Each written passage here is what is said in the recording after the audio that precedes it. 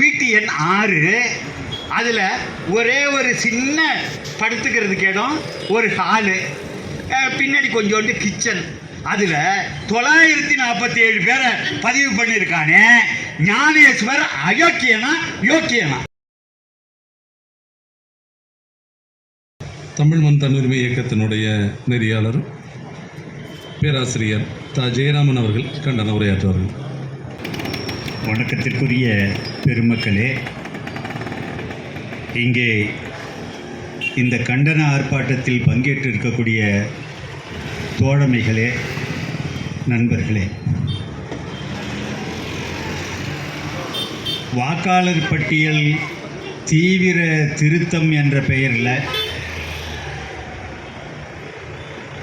வாக்காளர்களுடைய வாக்குரிமை திருடப்பட்டிருக்கிறது. சம்பந்தம் இல்லாமல் வெவ்வேறு மாநிலங்களில் இருப்பவர்களுக்கு வேறு மாநிலங்களில் வாக்குரிமைக்கு திணிக்கப்பட்டிருக்கிறது. கள்ள ஓட்டு, போலி வாக்குகள் என்று அவ்வளவு நடந்து கொண்டிருக்கிறது. இந்திய தேர்தல் ஆணையம் தப்புக்கு மேலே தப்பு செய்கிறது, தெரிந்தே செய்கிறது, திட்டமிட்டே செய்கிறது. இந்திய ஒன்றிய அரசின் திட்டப்படி நடைமுறைப்படுத்தப்படுகிறது. இதையெல்லாம் நாங்கள் ஏற்க மாட்டோம் என்று ஒருபுறம் கண்டனம் தெரிவிக்கிறோம். இங்கு இருக்கக்கூடிய அனைவர் சார்பாகவும் உளவுத்துறை மூலமாக, காவல்துறை மூலமாக, மாவட்ட நிர்வாகம் மூலமாக நாங்கள் சில கருத்துக்களை வலியுறுத்துகிறோம். தமிழ்நாடு உள்ளிட்ட மாநிலங்கள் என்ற பெயரிலே தேசிய இனங்கள் இங்கே இருக்கின்றன. எங்களுக்கு தேர்தலை ஒன்றிய அரசு நடத்தக்கூடாது.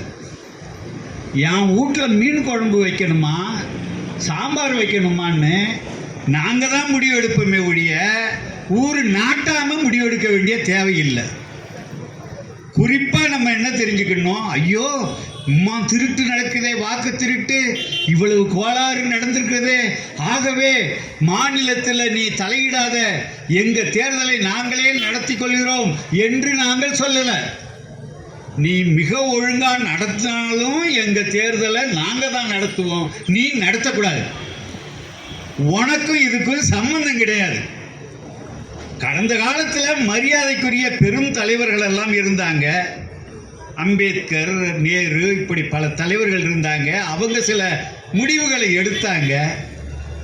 அவர்கள் இந்தியா முழுவதுக்கும் தேர்தலை நடத்தினால் அது தப்பு நடக்காமல் நல்லா நடக்கும்னு கருதுனாங்க. அதனால் அப்போ வந்தது. அப்போ காங்கிரஸ் கட்சி ஒரே பெரிய கட்சியாகவும் இருந்தது. ஆனால் தப்பை தவிர வேற எதையும் செய்ய மாட்டோம் அப்படின்னு நரேந்திர மோடி, அமித்ஷா கும்பல் இன்னைக்கு நிரூபித்த பிறகு மாநிலத்தில் தேர்தல் நடத்துகிற அந்த பொறுப்பை அவங்க கிட்ட ஒப்படைச்சோம்னாக்கா நம்மளை விட முட்டாள்கள் இருக்க முடியுமா? ஞானேஸ்வர்னு அவர் இந்த தேர்தல் ஆணையர், தலைமை தேர்தல் ஆணையர், அவர் பிஜேபியோட கூட்டணி வச்சிருக்கிறாரு. அவங்க தான் இந்த எல்லா வேலையும் செய்கிறாங்க. கட்சிகளோட கூட்டணி வைப்பது என்பது வேறு. தேர்தல் ஆணையத்தோடைய கூட்டணி வச்சிருக்கிறாரு நரேந்திர மோடி, அமித்ஷா. நாங்கள் மிக தெளிவாக சொல்கிறோம், ஒரு மாற்றம் வர வேண்டும். இதோடு இந்திய ஒன்றிய அரசு மாநிலங்களுக்கு தேர்தல் நடத்துவதை, வாக்காளர் பட்டியல் தயார் செய்வதை நிறுத்தி கொள்ள வேண்டும். இதை நாங்கள் தான் இனிமேல் செய்யும். இதை திமுக, அதிமுக உள்ளிட்ட கட்சிகள் இதை காதில் வாங்கி இந்த கருத்தை வலியுறுத்திங்க. அதிகாரிகள் எல்லாம் இருக்கிறாங்க, அவங்கக்கிட்டேயே இந்த கருத்தை நம்ம பரிசீலிக்க சொல்லுவோம். ஒன்றும் இல்லை, பீகாரில் அங்கே வாக்கு பட்டியல் தயார் பண்ணி கொடுத்தாங்க. 7,24,00,000 பேர் வாக்காளர் பட்டியலில் இருக்கு பீகாரில். தேர்தலில் 7,45,00,000 பேர் ஓட்டு போட்டிருக்காங்க. இதுக்கு விளக்கம் அதிகாரிகள் சொல்லணும், மாவட்ட ஆட்சியர்கள், அவங்க ஐஏஎஸ், நாட்டை நடத்தக்கூடிய பியூரோக்ரசி, அவங்க விளக்கம் சொல்லணும். நரேந்திர மோடி சொல்லணும், அமித்ஷா சொல்லணும். இதை ஏத்துக்கிட்டு கம்முன்னு இருந்தா தமிழ்நாடு முதலமைச்சரும் பதில் சொல்லணும். அது எப்படிங்க? 7,24,00,000 பேர் வாக்காளர் பட்டியலில் இருக்கு. 7,45,00,000 பேர் ஓட்டு போட்டிருக்கான். இதுல ஞானேஸ்வர் என்ன சொல்றாருன்னா, ஒரே பெருமிதம் தாங்கல, பீகாரில் முதல் முறையாக இப்போதுதான் மிக அதிகமான எண்ணிக்கையில் 67.91% வாக்களித்து விட்டார்கள். இது 67%. அப்ப 100% தான் அண்டை மாநிலத்தில் இருக்கிறவனெல்லாம் சேர்த்தா தானேங்க 100% வாக்காளர் வரும். கோளாறோ கோளாறு, கேவலமோ கேவலம், ஃப்ராடோ ஃப்ராடு. இதுக்கு ஒற்றை சொல் ராகுல் காந்தி சொல்றாரு, வாக்கு திருட்டு என்று. நீங்க எல்லாரும் தெரிஞ்சு வச்சுக்கோங்க, அதிகாரிகள் உள்ளிட்டு நமக்கு இன்னைக்கு வாக்குரிமை கிடையாது. அண்ணல் அம்பேத்கர் உள்ளிட்டு அவங்கெல்லாம் 1950 இந்திய அரசியல் சட்டத்தில் 21 வயது வந்தவர்களுக்கு வாக்குரிமையினாங்க. அதுக்கப்புறம் 18 வயதாக ஏற்கப்பட்டது. எல்லாருக்கும் வாக்குரிமை கொடுத்தாங்க. இன்னைக்கு நிலைமைக்கு நமக்கு வாக்குரிமையே கிடையாது, ஒழிச்சிட்டான். அப்ப என்ன செய்யணும்னா, அவன் சொல்றான், இப்பதான் ஆனா ஆவண்ணா என்று தொடங்குறாங்க. எனுமரேஷன் ஃபார்ம் அப்படின்னு ஒன்று கொண்டு வந்து கொடுத்து, நாங்கள் எனுமரேஷன் ஃபார்ம் இதை ஃபில்லப் பண்ணி கொடுங்க. இது எதுக்குங்க?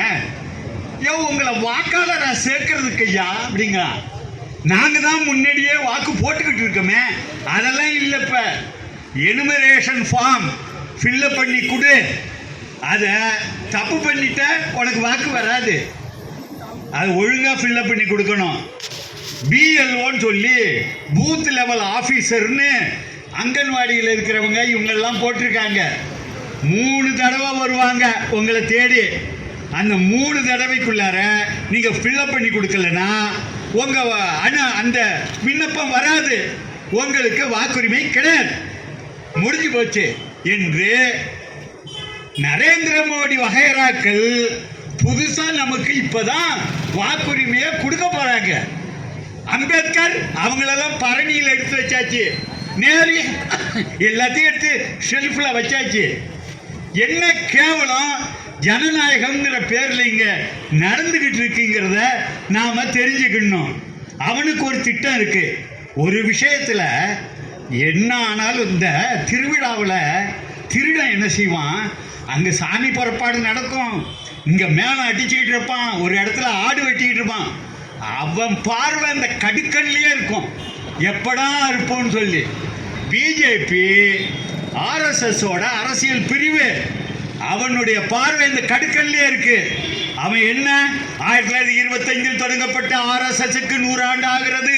இதனுடைய இலக்கு இந்து ராஷ்டிரத்தை இங்கே படைப்பது. அதானங்க, இந்து ராஷ்டிரத்தை படைக்கிறத பத்தி சிந்திக்கிற அவனுக்கு குருஜி ஒருத்தர் MS கோல்வால்கர் சொன்னாரு, இந்த நாட்டில் இஸ்லாமியர்களுக்கு வாக்குரிமை கிடையாது, வாக்குரிமை கொடுக்க முடியாது, இந்துக்களுக்கு மட்டும்தான். சாவர்கர் அதே தான் சொன்னாரு, இஸ்லாமியர்கள் இந்த சிறுபான்மையர் தேஷல் லிவ் இன் சபார்டினேட் கோஆபரேஷன், கீழ்ப்படிந்து எங்கள்கிட்ட அப்படியே ஒத்துழைச்சி வாழலாம். இந்த வாக்குரிமை ஓட்டு அதெல்லாம் ஒன்றும் கோரக்கூடாது, கிடையாது. நீ வாழலாம், போனா போகுது, அனுமதிக்கிறோம், ஆனா வாக்குரிமை கிடையாதுன்னு சத்தம் போடாம இந்திய அரசியல் சட்டத்தை மாத்தாம நடைமுறைப்படுத்துறான் பாருங்க. அவன் அறிவாளி, அயோக்கியன், ஆனா அறிவாளி. அவன் எல்லாம் ஒன்னா சேர்ந்து நம்ம தலைவர்களுக்கு தாங்க பத்தல. நம்ம தலைவர்கள் என்ன கட்சியாக வேணாலும் இருக்கட்டும், நம்ம தலைவர்களுக்கு பத்தல. அவன் என்ன வேணாலும் எடுக்கிறான்னு சொன்னா எல்லாருக்கும் இருக்கக்கூடிய, அதாவது இஸ்லாமியர்கள் வாக்குகளை காலி பண்றான். எங்க அப்பா சர்டிபிகேட்டு எங்கள்கிட்ட இல்லை, படித்த சர்டிஃபிகேட்டும் இல்லை, பிறந்த சர்டிஃபிகேட்டும் இல்லை. அவங்கெல்லாம் உடம்பு சரியில்லை அல்லது கிராமத்தில் ஓட்டும் போடாமல் கூட இருந்திருப்பாங்க. ஆனால் அதை கொண்டா இதை கொண்டான்னாக்கா எப்படி? இஸ்லாமியர்கள் பாவம், இஸ்லாமியர்கள் தான் அடிகளா. அதே மாதிரி பழங்குடியினர், அப்புறம் பட்டியல் வகுப்பினர், இவங்களுடைய வாக்குரிமை எல்லாம் பறிக்கப்பட போகுது. தமிழ்நாட்டோட நிலைமை என்னன்னு கேட்குறீங்களா? இன்னைக்கு 6,36,00,000 வாக்காளர்கள் இருக்கிறோம். தீசா செத்தால்வத் அவங்க கம்யூனலிசம் காம்பேக்ட் ஆசிரியர் இருக்காங்களே, அவங்க ஒரு சமூக போராளி. அவங்க தான் சொன்னாங்க, முன்னமே தமிழ்நாட்டின் வாக்குகளில் 30 லட்சம் வாக்குகள் திருடப்பட்டு விட்டது, எடுத்துட்டான் ஐயா, கணக்கு பண்ணி பாரியான்னு அவங்க சொல்றாங்க. இங்க இந்த பீகார் நல்ல உதாரணம். பீகார் 65 லட்சம் வாக்குகள், 65.2 லட்சம் வாக்குகளை எடுத்துட்டான். அவன் எங்க இருக்கான்? தமிழ்நாட்டில் கணிசமா இருக்கான், பிற மாநிலங்கள்ல இருக்கான். இவன்கிட்ட வந்து நின்று, இங்க வா, நீ பீகார்ல உனக்கு ஓட்டு இல்லையா? ஆமாங்க, கொடுக்கலிங்க, எடுத்துட்டாங்க. அப்ப இங்க அப்ளிகேஷன் கொடு, இங்க உன்னை வாக்காளர் ஆக்குறான்னு அதை தான் தோழர்கள் சொன்னாங்க. படிவத்தில் 13வது அம்சம்னு. இது அயோக்கியத்தனம் இல்லையா? எங்க ஊர்ல இதுக்கு பேரு அயோக்கியத்தனம்.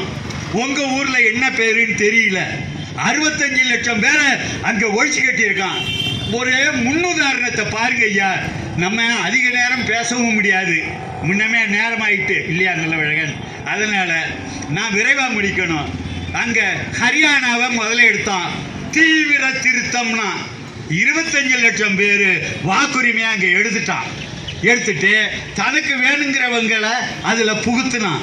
25 லட்சம் பேர் அங்கே இருக்கிற வாக்காளர்கள் உரிமையை எடுத்துட்டான்.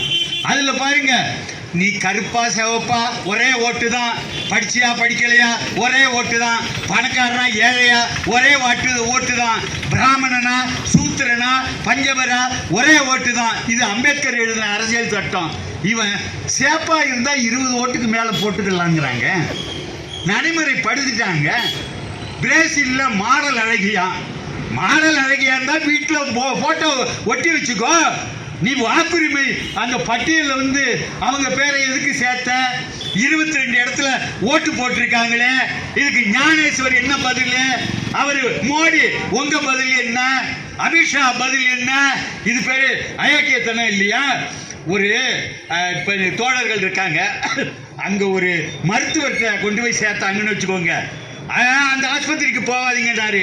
ஏங்க, நம்மளுக்கு தெரிஞ்ச ஒருத்தர் கூப்பிட்டு போனோம், இன்ஜெக்ஷன் போட்டுட்டு சிரிஞ்சு எடுத்தப்ப ஊசி உள்ள போயிட்டு, அப்புறம் நேர கீறி ஊசியை தேடிக்கிட்டே உடம்பு பூரா ரணமாக்கி விட்டார் அந்த மருத்துவர். அங்க போகாதீங்கன்னு சொல்லுவீங்கல்ல, அது முன் அனுபவம். இவன் அங்க ஹரியானாவை ரணமாக்கி விட்டான், மகாராஷ்டிராவை ரணமாக்கி விட்டான், இங்க கர்நாடகாவை ரணமாக்கி விட்டான். அங்கெல்லாம் பண்ண அட்டூழியத்தை பார்த்துட்டு கூமுட்டைவை மட்டும்தான் தமிழ்நாட்டில் இந்த எஸ்ஐஆர அனுமதிக்க முடியும். ஒரு உதாரணத்துக்காக நான் சொல்றேன். அங்க பீகார்ல இவன் என்ன பண்ணான்னு கேட்டா, ஆவணங்களை சமர்ப்பிக்க முடியாதவர்களுக்கெல்லாம் வாக்கு கிடையாதுன்னா, பீகாரில் புத்தகயாவில் அங்கே ஒரு வீட்டு எண் 6, அதில் 947 பேர் வாக்காளர்கள். நல்லா இருக்குல்ல?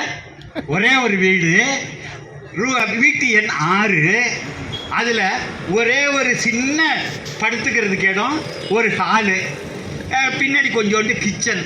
அதில் 947 பேரை பதிவு பண்ணியிருக்கானே. ஞானேஸ்வர் யோக்கியனா?